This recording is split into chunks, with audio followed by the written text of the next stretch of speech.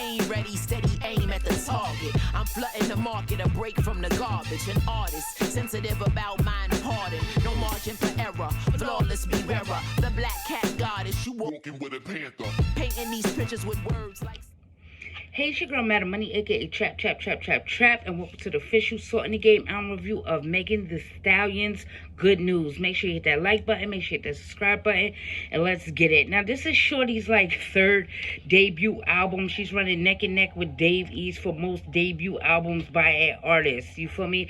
I've been asked on my IG, what effects does that have on an artist's work if you've actually heard full bodies of work from an artist before. So saying that, I don't know why they keep saying that. Maybe it's new deals that we don't know about or anything like that, because a debut doesn't have to be an artist's first album. It just has to be their first album on that label.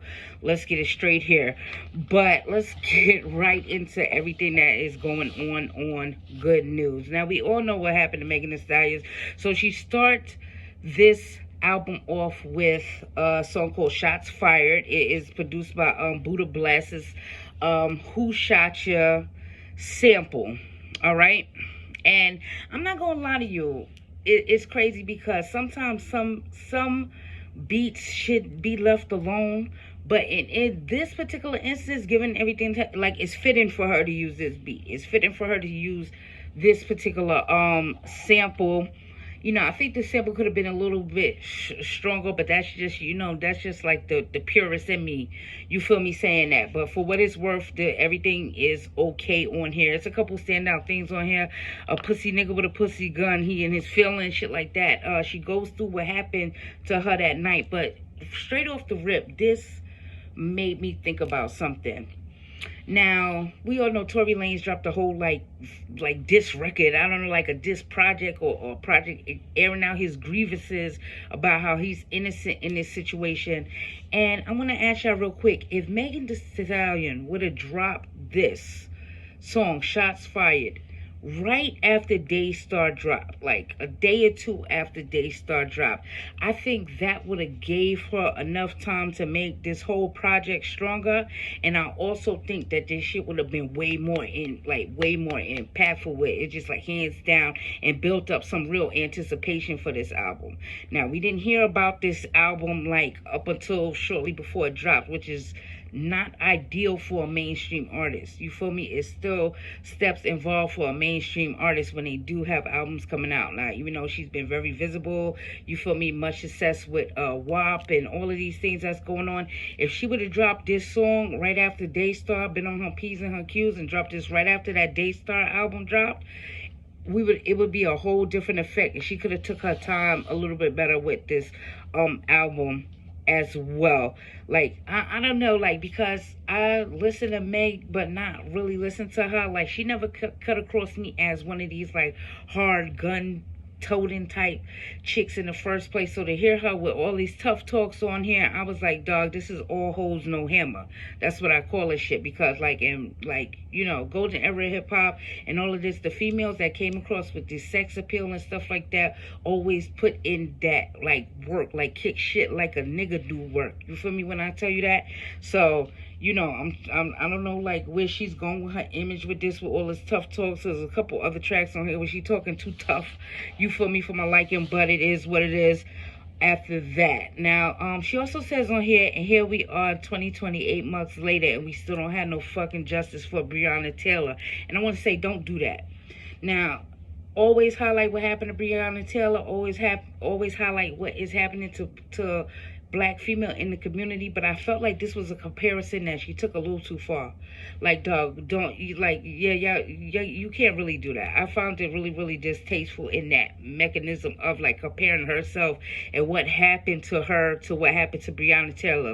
Breonna Taylor lost her life. You feel me? Breonna Taylor did not get, dry shot at, and what happened to Meg is really unfortunate, because whatever happened that night shouldn't have happened, straight up and down. But I just don't like to use that lean upon, don't lean into none of that shit, because dog, you got to be a little bit more socially conscious than that and realize the heavy shit that went on there. What happened to you was, yes, in fact, heavy, but not as heavy as that. So don't try to skim those lines and try to put yourself on a level of that. That's not what's gonna happen here. Strong opener to the album though.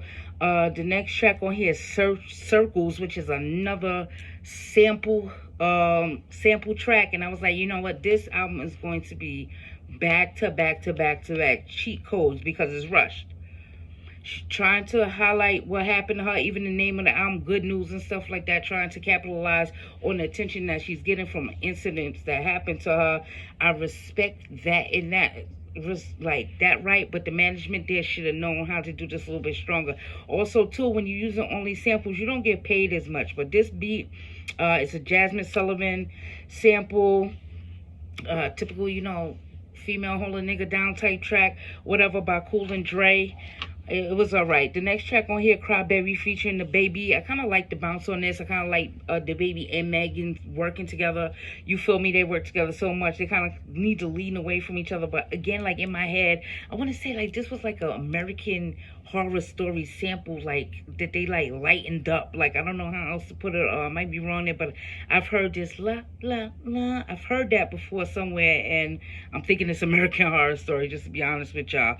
The next track on here, Do It on the Tip, City Girls, Club Banger. I don't care what nobody has to say. This is a club banger. This should be another single for her. Like if everything was open, all the clubs was back in action and shit like that, this shit would be the fucking club anthem right now. Just putting that all the way out there.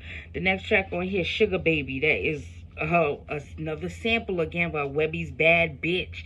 And it's crazy because you can't get away as a mainstream artist using sample work so heavy. Like we're gonna see what's going on there. I kind of feel like the underground does that a little too much too, but they don't take the proper steps to use the samples.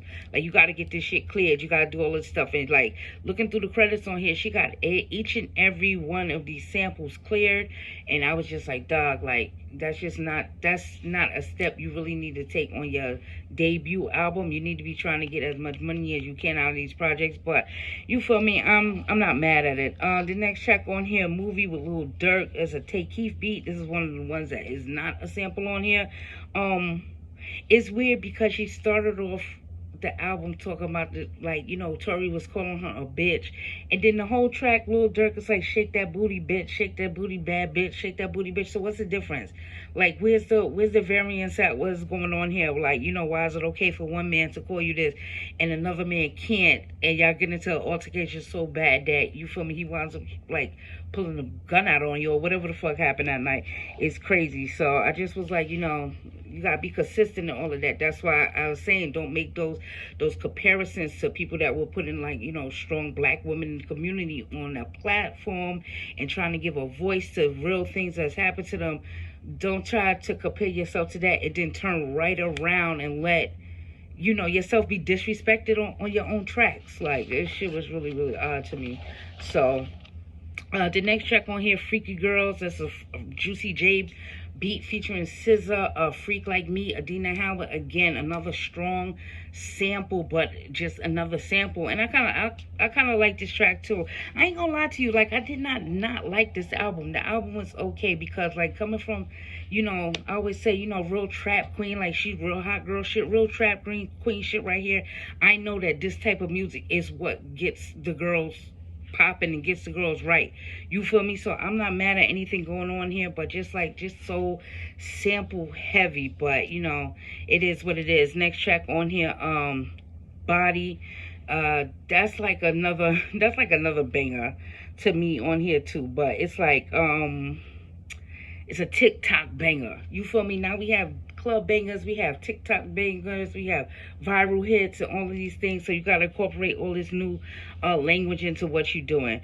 The track on here, What's New, I thought that would have been a strong intro track. If this thing didn't happen with her and she had to do the shots fired type of situation going on, that would have been a strong intro track on here too. Next track on here, Work That. That's Rodeo Juvenile. Again, sample heavy thing, but like the girls are gonna eat it up. The girls are gonna eat it up, and the guys are gonna love watching the girls eat it up. So, you know, I can't really knock it. Next track on here, Intercourse featuring Popcorn and Mustard. And it's a dance hall track, and I really got surprised, but this is a really good dance hall track, to be honest with you. But I was like, I don't know where she got this influence from or where it comes from, and it's just like all the while I keep thinking like of like Nicki Minaj and how she would have these little influxes of Caribbean culture, dancehall culture, and stuff like that. But she's Caribbean, she's Trinidadian. I don't know what the variance is with Megan Thee Stallion trying to do one of these things, but it is what it is. So that's all. Next track on here, Go Crazy, featuring Big Sean and 2 Chainz.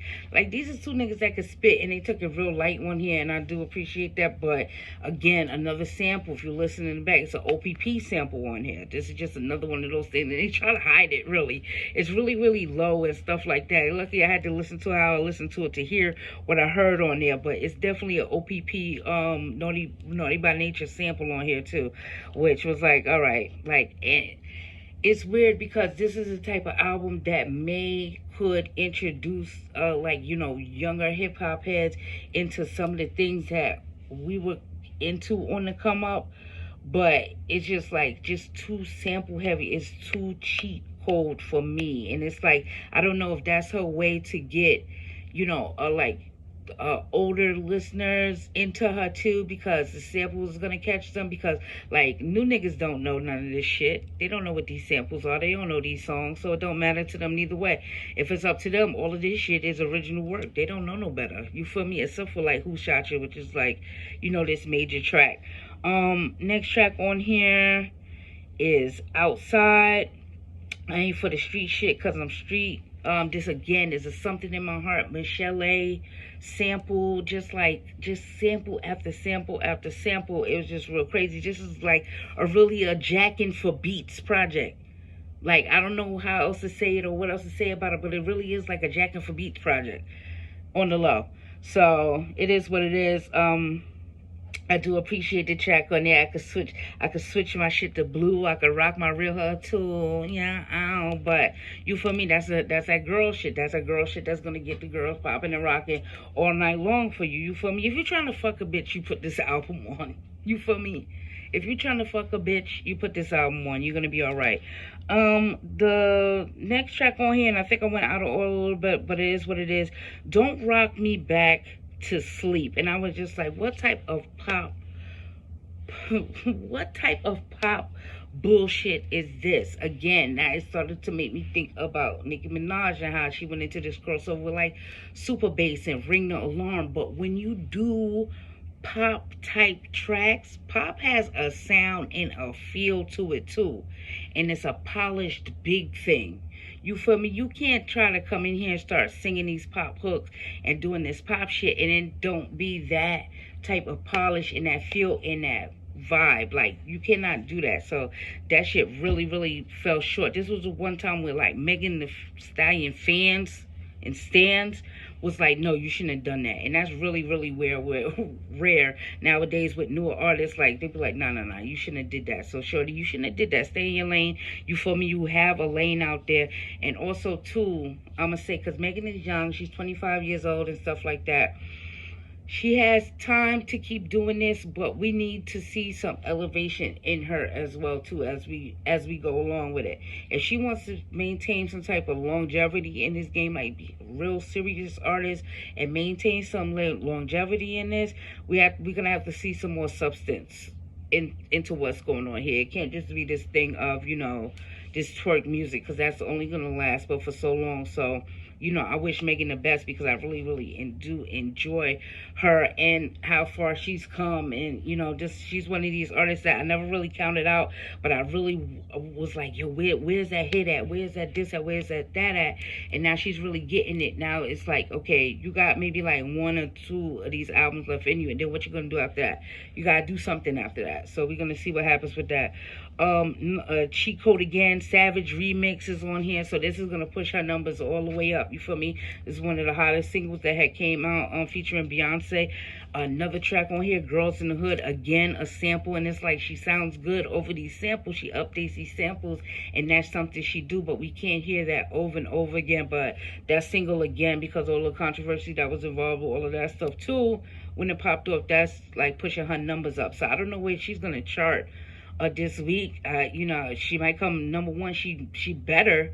You feel me? Coming number one. It ain't really too much other things on a mainstream level going on. But if something like Future and Little Uzi Vert's like stay number one for 2 weeks and you can't slide in here, stay number one for 2 weeks and you can't slide in here and cut across that real quick, like you're not at the place that you need to be. So it is what it is. Last track on here, Don't Stop, featuring Young Thug. Like that is what it is. Even Young Thug, he didn't put his best foot forward on this neither. So I ain't appreciating none of that shit that was going on with this.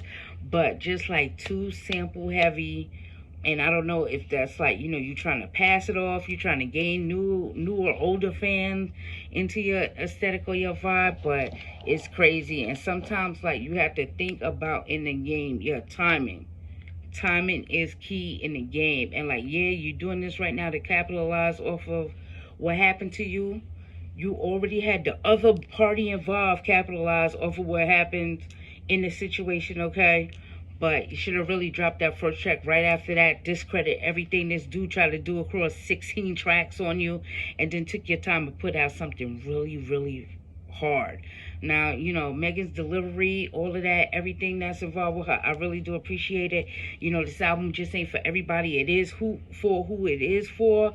But, you know, pay homage in the right way when you're using some of these tracks. That's all I got to say about that. But I'm about to get out of here. You can follow me on Twitter and IG at MadaMoneySays. That's MadaMoneySays. You feel me? Let me know how you feel about the project. Let me know what is the hottest track to you on the project. And I just really, really want y'all to think, like, what do y'all think Megan's longevity is in the game? Like, real-time shit. So... man, leave everything in the comments below. I don't know, but you know, it's weird because like on a sneaky listen, I'm gonna be listening to like Shots Fired. I am gonna be listening to Do It on a Dick. I am gonna be listening to Body. Like I'm gonna be doing that. I'm gonna be doing that just to let you know. But I'll be seeing you guys around. The black cat goddess, you walking with a panther. Painting these pictures with words like Samantha, MacGyver, alchemy on the track. Make